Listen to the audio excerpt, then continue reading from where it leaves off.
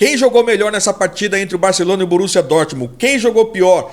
Qual esquema tático teve mais efetividade? Por que o Barcelona não jogou do mesmo jeito que jogou no primeiro jogo? E o que deu a vitória para o Borussia Dortmund, apesar de não ter passado para a semifinal da Champions League dessa temporada? Tudo isso e mais os gols nesse vídeo, fica aí que a gente vai ver junto. Fala aí você ligado no futebol, o Brazuca aqui, e quando você pensa que tá tudo garantido, PSG contra Aston Villa e Barcelona contra Borussia Dortmund, não precisa nem jogar vários gols de diferença, e aí é que você se engana, mano. Que jogaço! As duas partidas valendo vaga para a semifinal da Champions League 2025 foram jogos de tirar o fôlego de torcedor de qualquer uma das quatro equipes, seja Aston Villa, seja Paris Saint-Germain, seja Borussia Dortmund, seja Barcelona. Mas vamos falar aqui do jogo do Barcelona, vamos ver o detalhe, fica aí que o vídeo tá top, mano. Mas já aproveita, se inscreve agora e já clica no gostei agora mesmo. Falando um pouco da escalação, o Borussia veio pro time com algumas modificações. O técnico Niko Kovac não saiu jogando com o Brandt, colocou ele no segundo tempo.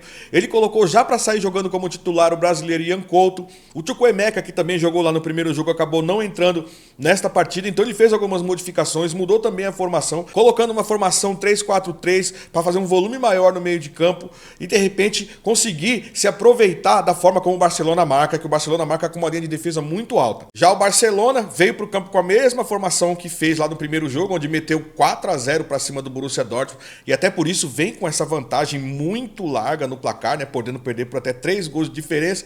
Então, Barcelona, vamos dizer até entre aspas, que vem mais tranquilo. No meio-campo, no primeiro jogo, tinha jogado o De Jong juntamente com o Pedri. Só que dessa vez o Gavi entra, sai jogando. O Gavi que vem se recuperando de uma lesão, então ele acaba sendo substituído depois do segundo tempo, acaba entrando o Pedri novamente. Então, 4-2-3-1, lá na frente, a mesma formação, um trio de ataque poderosíssimo, Lewandowski, Rafinha e Lamine Yamal. Essa é a formação do Barcelona, não muda muita coisa, praticamente a mesma coisa do primeiro jogo. O Szczesny, que é o goleiro, que vem vindo muito bem, que o Ter Stegen ele continua lesionado, e também o Baldé acabou não jogando nessa partida porque no último jogo contra o Leganés ele acabou se lesionando, e nessa partida o Araújo saiu jogando como titular. Não foram grandes mudanças assim, praticamente a mesma formação, praticamente o mesmo esquema tático do Barcelona, que tem o costume de marcar em linha alta. Isso é perigoso, a gente vai ver ao longo dessa análise desse jogo. Uma novidade para essa partida em questão de elenco e de escalação é o Dani Olmo, que se recuperou de uma lesão na coxa, sai no banco de reserva, mas ali, para dar um pouco de minutagem para ele, o técnico Hans Flick coloca ele no segundo tempo ali, para ele poder ter um pouquinho de condicionamento físico. Então o Dani Olmo acaba jogando nessa partida também. Agora falando do jogo, que jogo foi esse? Os dois jogos que aconteceram hoje, valendo vaga para a semifinal da Champions League, foram jogos espetaculares de tirar o fôlego. Eu consegui ver o jogo do Borussia Dortmund contra o Barcelona, mas o jogo do Paris Saint-Germain contra o Aston Villa também não foi ruim não, foi um jogaço. Falando aqui do Barcelona e do Borussia Dortmund, até os 15 minutos ali do primeiro tempo, só dava Borussia Dortmund. Borussia Dortmund estava se aproveitando muito da tática do Barcelona de fazer aquela marcação em linha alta. E o Borussia Dortmund veio para cima, né? Tava precisando. Teve um pênalti logo no começo ali, que aí o Guirassy foi bater o pênalti. O Guirassy foi bater o pênalti. Se você pensar, qualquer jogador em sã consciência ia dar aquela bomba, aquele balaço para ter a certeza de que a bola ia entrar e que ia marcar o primeiro gol. O que ele faz? Ele faz o quê? Ele dá uma cavadinha e joga a bola no meio do gol. E aí o Szczesny ainda tentou, ele pulou pro lado e já era tarde, a bola no meio do gol. Que coragem do Guirassy fazer um gol dessa maneira num jogo tão importante, decisivo, valendo vaga para uma semifinal de uma Champions League. Mas ele fez. O importante é que ele fez aí 1-0 para o Borussia Dortmund, que estava jogando muito nessa brecha que o Barcelona estava dando de fazer uma marcação alta. Teve um outro lance que também foi feito um gol, só que aí estava impedido. Quer dizer, o Barcelona fazendo uma linha de marcação alta, estava se arriscando bastante de tomar gols aí em contra-ataque ou bola jogada pelas costas. E ali, sabe, né? Lá pela esquerda, o ADM sempre dando aquele trabalho para a defesa do Barcelona. E lá pela direita também, ali perto do meio do campo ali, estava o Guirassy, que estava se movimentando bastante. Ora você viu o Guirassy lá pela esquerda, às vezes pela direita, voltando para buscar bola na defesa. Ou seja, o Guirassy estava se entregando de corpo e alma, era um cara que a gente via que queria muito esse resultado pro Borussia. Pensando um pouco na tática que o Niko Kovac fez para enfrentar o Barcelona nesse jogo da volta, eu acho que ele acabou tendo um pouco de sucesso, pelo menos ali no primeiro tempo, porque ele conseguiu condensar tanto o meio de campo que o Barcelona estava errando muitos passes, inclusive inversões de bola, ao passo que o Borussia Dortmund estava conseguindo se encontrar, coisa que não fez lá no primeiro jogo, que deixou aquele baita buraco, né? E o Barcelona explorou muito isso, conseguindo fazer 4-0. Já nesse jogo da volta, o Borussia Dortmund conseguiu desenrolar bem ali, tanto é que fez o gol de pênalti no primeiro tempo e depois fez um outro gol, novamente com o Guirassy, de cabeça, ali numa assistência também de cabeça do Bessibaini, e a bola sobrou novamente na cabeça ali do Guirassy e ele fez o segundo gol do Borussia Dortmund, isso já no comecinho do segundo tempo. Mas lá no primeiro tempo deu para ver que a tática feita pelo Niko Kovac, o técnico do Borussia, acabou dando certo. Devia ter feito isso lá no primeiro jogo, né? O primeiro jogo foi uma lástima, o Borussia não apareceu para o jogo e já nesse segundo ele deu meio que um calor ali em cima do Barcelona logo no primeiro tempo ali, pelo menos até os 15, 20 minutos, que foi assim de assustar a torcida do Barcelona, porque grandes viradas tem muita possibilidade de acontecer, principalmente quando a gente está falando de Champions League, né? E faz parte da análise do jogo a gente olhar um pouco para os números, né? Ver como é que eles se comportam, para entender que time que teve mais domínio, qual foi o clube que teve menos domínio, que sofreu mais. Os números também ajudam a indicar isso aí. E no primeiro tempo, a maior posse de bola estava para o Barcelona, 56% contra 44% do Borussia. Mas isso não estava se refletindo no que estava acontecendo, pelo menos no primeiro tempo. O Borussia Dortmund estava indo para cima, tanto é que as maiores chances de gol foram do Borussia. O Borussia teve 3 chances de gol claras até os 20 minutos do primeiro tempo contra 0 de chances do Barcelona. Aliás, o Barcelona, o jogo todo, só teve 2 ou 3 chances claras de gol. E uma delas foi ali no segundo tempo, o gol contra que o Bessibaini, infelizmente, acabou colocando para dentro. E aí o goleiro Kobel não pôde fazer nada, porque a bola veio com muita velocidade.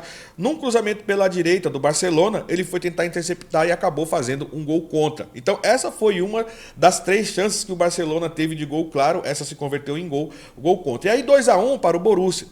Parece que esse gol acabou dando ali um banho de água fria em toda aquela euforia que o Borussia Dortmund estava tendo para combater o Barcelona e tentar chegar num resultado aí de 4-0, empatar, de repente ir para a prorrogação. Nesse jogo, primeiro tempo, segundo tempo, todinho o Guirassy estava se entregando demais. Guirassy voltava para buscar a bola na defesa, dava apoio na defesa. Pelo ataque, ele estava variando as posições. Tinha momentos que você via o Guirassy pela esquerda, outra hora ele estava pela direita, pelo meio, ou seja, o Guirassy estava se entregando e correndo muito e correndo o tempo todo. Já tinha feito esses 2 gols, o de pênalti de cavadinha e o de cabeça, mas aí acabou tendo essa infelicidade, o Borussia, de tomar esse gol contra pelo zagueiro Bessibaini. O próprio Bessibaini que tinha dado a assistência para o segundo gol do Guirassy. Mas, de qualquer forma, o Borussia estava jogando melhor. No segundo tempo, depois desse banho de água fria que foi o gol contra, deu uma queda de rendimento um pouco o Borussia, e aí o Barcelona passou a dominar um pouco mais. Pelo lado do Barcelona, enquanto o Guirassy estava jogando bem pelo lado do Borussia, no lado do Barcelona, o Lamine Yamal meio que não atendeu as expectativas. Todo jogo o Lamine Yamal é sensação. O moleque joga, moleque mesmo, o adolescente, ele joga pra caramba. Ele tem aquela característica de cortar a bola com o pé esquerdo pro meio e bater ou cruzar. Mas nesse jogo ele estava um pouco apagado ali no primeiro tempo. Tanto é que ele acabou sendo substituído pelo Hansi Flick no segundo tempo. Ele não gostou da substituição, ficou contrariado ali no banco. Ficou bem chateado o Lamine Yamal, ele queria jogar, apesar de ele não estar apresentando bom futebol, ele queria jogar, mas foi substituído. Então, se de um lado o Barcelona teve um jogador que não jogou muito bem, do outro lado o Guirassy arrebentou o jogo todo e, com razão, foi o melhor jogador em campo. E pra gente ver como realmente o gol contra acabou mexendo com o psicológico do Borussia Dortmund, a posse de bola aumentou significativamente no segundo tempo. Ela passou para 65% de posse de bola para o Barcelona, contra 35% de posse de bola para o Borussia Dortmund. Ou seja, o Barcelona passou a gostar mais do jogo, passou a dominar mais o jogo, e aí, até esse momento, estava 2-1 para o Borussia Dortmund. Ou seja, esse gol esfriou, porque o Borussia Dortmund estava numa caminhada de chegar nos 4 gols, né? 2-0, faltava só mais 2, ainda tinha bastante jogo ainda, mas esse gol fez a coisa meio que reiniciar e o psicológico mexe, né? Partida decisiva, sabe como é que é? Ainda mais na Champions League, valendo vaga para a semifinal da competição. Nesse momento da partida, meu amigo, pelo meio de campo estava muito complicado do Borussia conseguir avançar. Então ele tinha que fazer pelos flancos, ali pelas laterais, as suas jogadas para conseguir criar oportunidade de gol novamente, porque pelo meio o Barça já estava dominando, né? Parece que realmente o psicológico dos caras ficaram um pouco balançados depois do gol contra ali do Bessibaini. E foi justamente por uma jogada ali pelo lado direito que acabou acontecendo um ataque que originou o terceiro gol do Borussia. Olha lá, mano. Terceiro gol do Borussia. E ela sobrou no pé de quem novamente? Do Guirassy. Foi lá o Guirassy, bateu, fez o terceiro gol na partida, hat-trick do Guirassy na partida, que acabou se tornando o artilheiro com esse terceiro gol na partida, o artilheiro dessa Champions League, da Champions League dessa temporada. Ele passou em um gol o Rafinha, que está com 12 gols. Ele acabou ficando com 13. Ele chegou na partida com 10 gols, com mais 3 gols ele se tornou o artilheiro e também o melhor jogador da partida, merecidamente. Agora pense como é que fica a torcida do Borussia no momento desse, né? O time faz o terceiro gol e se não fosse aquele gol contra, ficaria faltando só um gol para ir para a prorrogação. Só que aquele gol contra foi realmente um banho de água fria. Mas o Borussia estava jogando muito e o torcedor podia ter esperança porque ainda tinha jogo para ser jogado. E fazendo 3 gols, precisava fazer mais 2 agora por conta daquele gol contra. A torcida estava muito, mas muito nervosa e, claro, ainda com esperança, né? Mas, meus amigos, de qualquer forma, o Borussia Dortmund merece todo o respeito, porque foi para cima do Barcelona, pressionou bastante o tempo todo, teve uma queda de rendimento, principalmente depois do gol contra, mas depois no segundo tempo também pressionou, fez gol, o Guirassy jogou demais, o Lewandowski estava muito mediano, o Lamine Yamal realmente não apresentou aquilo que ele sempre apresenta nos jogos, por isso foi substituído também. O esquema tático do Niko Kovac, técnico do Borussia, foi efetivo dessa vez. Ele já deveria ter feito isso lá no primeiro jogo. Tomou aqueles 4-0, foi o que acabou com o Borussia, mas o Borussia jogou uma partida honrada. Foi para cima do Barcelona o tempo todo. Infelizmente, o resultado para o Borussia ficou em 3-1 e aí o Barcelona passa para a semifinal, assim como o Paris Saint-Germain, que venceu lá o Aston Villa, também passa para a semifinal. Venceu no primeiro jogo, né? Passa para a semifinal. E é isso, semifinal com o Paris Saint-Germain, com o Barcelona, e vamos ver, né, os próximos jogos que ainda tem aí amanhã, vai ter outros 2 jogos para decidir os outros 2 semifinalistas, mas que foi um jogaço, foi.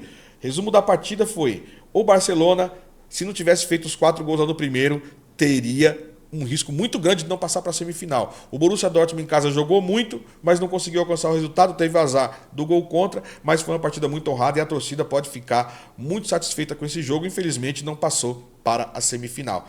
Champions League realmente é um campeonato de deixar os nervos à flor da pele. Eu não queria estar no lugar da torcida não, mas me diz você aí o que você achou, se você teve a oportunidade de assistir o jogo ou de ver os melhores momentos dessas partidas, beleza? Já não esquece também de clicar no gostei e também se inscrever aqui nesse canal. A gente sempre faz análises, fala sobre curiosidades e notícias do futebol, tanto lá de fora quanto daqui de dentro da nossa terrinha, beleza? Grande abraço e até o próximo vídeo. Falou!